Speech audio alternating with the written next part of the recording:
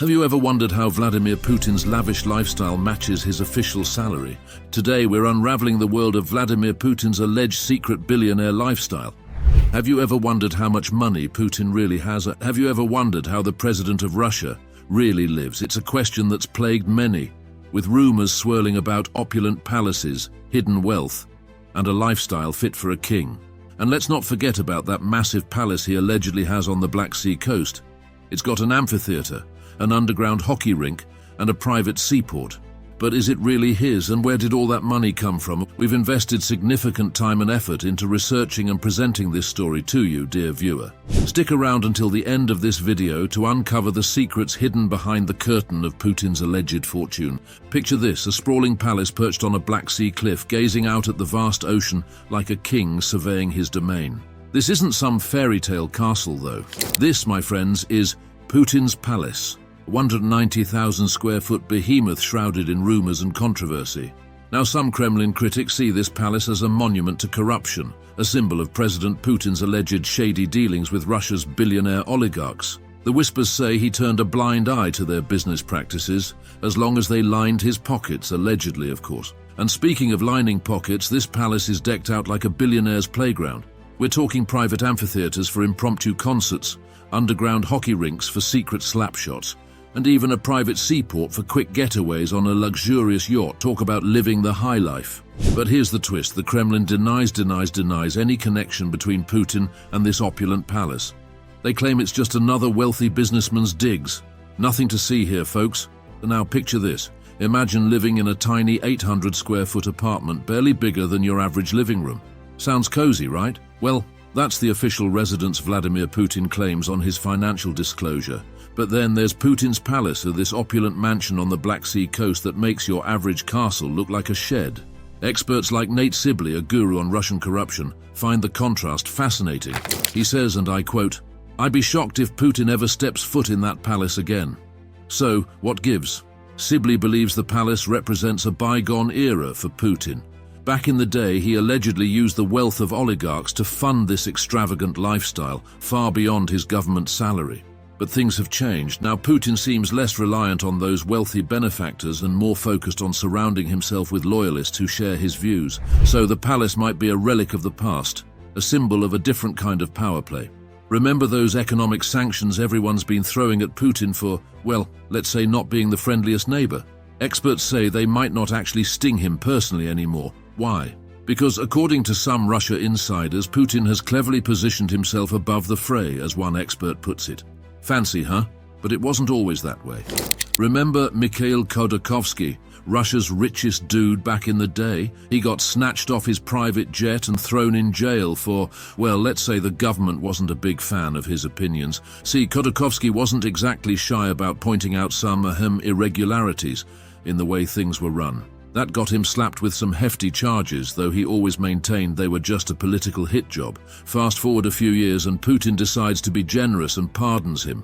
Khodorkovsky, probably not keen on a repeat performance, hightailed it out of there and hasn't looked back. So what's the point of this history lesson? It's simple. Putin used to keep the oligarchs on their toes with moves like that, reminding them who held the real power. But now things have changed. Now picture this, Putin living large on a government salary of just $140,000 a year. Yeah, right. Whispers abound that he's actually one of the richest dudes on the planet, with a rumored $100 million yacht and a palace fit for a king. Allegedly, of course. So how does a government worker afford such luxuries? Well, some experts point to the oligarch loyalty tax. Basically, Putin keeps the super-rich oligarchs happy, and they in turn shower him with gifts, wink wink.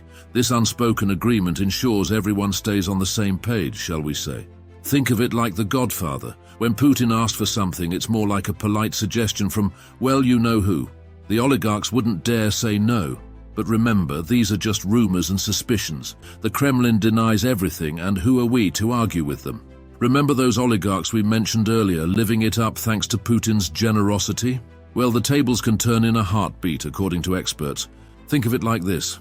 They're rich and powerful, sure, but ultimately everything they have comes from Putin. And if he snaps his fingers, poof, gone. Just like that. Scary, right? This isn't just speculation either. Look at Putin's inner circle. childhood friends, alleged former lovers, even a cellist who's his daughter's godfather, all secretly amassing massive fortunes outside Russia, thanks to a web of shell companies and offshore accounts as tangled as a Russian nesting doll. Talk about complex. But thanks to leaks like the Panama and Pandora papers, some of the secrecy is unraveling. We're talking luxury apartments in Monaco, multi-million-dollar yachts, the whole shebang.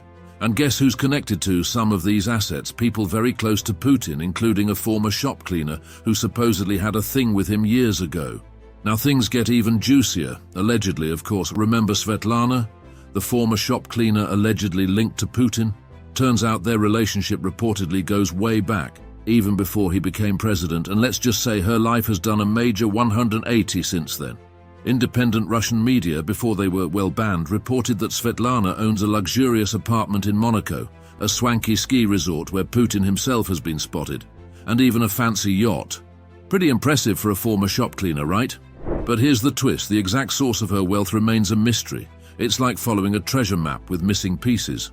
One thing's for sure, though. Businesses linked to people in Putin's inner circle often score some pretty sweet government contracts. Coincidence? You'd be the judge. Russia, by the way, is a champion when it comes to hiding wealth offshore. We're talking hundreds of billions of dollars stashed away in secret accounts, which raises even more eyebrows. Now, offshore accounts aren't exactly uncommon. Globally, about 10% of all wealth gets stashed away in them. But in Russia, things get a little extreme. We're talking a whopping 60% of their GDP, folks. That's a staggering amount of money hidden in secret accounts, like a treasure chest buried deep beneath the Kremlin. And guess who experts say controls a big chunk of this dark money? You guessed it. Putin and his inner circle. Not exactly a good look, right? Especially considering it can pose a serious threat to other countries like the US. Remember that whole election interference thing? Yeah, offshore accounts played a part in that too. So what's being done about it? Well, the good guys are fighting back. The US just set up a special task force, codenamed Klepto Capture, to hunt down this hidden wealth and hold those responsible accountable. Think of them as financial detectives on a global mission. But it's not easy. Following the money trail in these cases is like chasing a ghost. Everything's hidden, tangled, and designed to be untraceable. But hey, where there's a will, there's a way, right? Now here's the thing about hiding wealth offshore. It's not always about some tropical island with shady characters. Shocking, right? Places like the US and the UK, with their deep financial markets and love for anonymous shell companies, are actually prime hiding spots for the super rich. Talk about unexpected.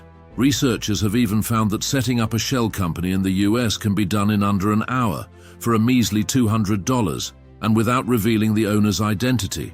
Talk about convenience. For the wrong reasons, of course. And let's not forget the helpers in this equation. Western companies like banks and law firms. They've been making a tidy profit for decades by building these complex financial labyrinths that hide money like a ninja in the shadows. Now buckle up, truth seekers, because we're about to delve into the mind of one Mr. Vladimir Putin.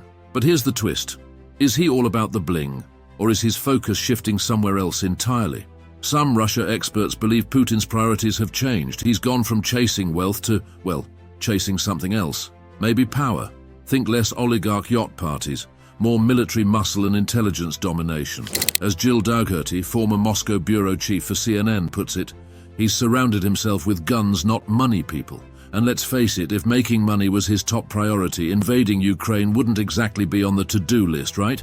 But hold on, the plot thickens. Stanislav Marcus, an expert on international business, says even if priorities have shifted, the oligarchs aren't calling the shots anymore. It's the guns who hold the power now. It's a fascinating power play, like watching a game of chess with the biggest stakes imaginable. So where does all this leave us? Well, Maria Pevchik, who investigates corruption for Navalny's Anti-Corruption Foundation, thinks it all boils down to how Putin sees himself. Forget president, he's apparently aiming for Tsar status. A historical figure, powerful, important, the whole shebang. And apparently he's willing to invest big in building that image. So is Putin chasing wealth, power, or a legacy, etched in gold? The answer, like the man himself, remains an enigma. But one thing's for sure, this story is far from over. Is it about the riches or the reign? The jury's still out, but one thing's for sure. Putin's playing a complex game, and we're all watching with bated breath. We've just scratched the surface of the opulent enigma surrounding Vladimir Putin's alleged billionaire lifestyle. Did you, like me, find yourself equal parts fascinated and bewildered. Remember, this is a story with many layers, just like those fancy Russian nesting dolls. We've explored the rumors of the Black Sea Palace, the whispers of hidden wealth, and the shifting sands of power within Putin's inner circle. We'll be uncovering more fascinating stories, exploring the finer things in life, and maybe even cracking the code on some of life's biggest mysteries. Until next time, stay curious and stay wealthy in spirit.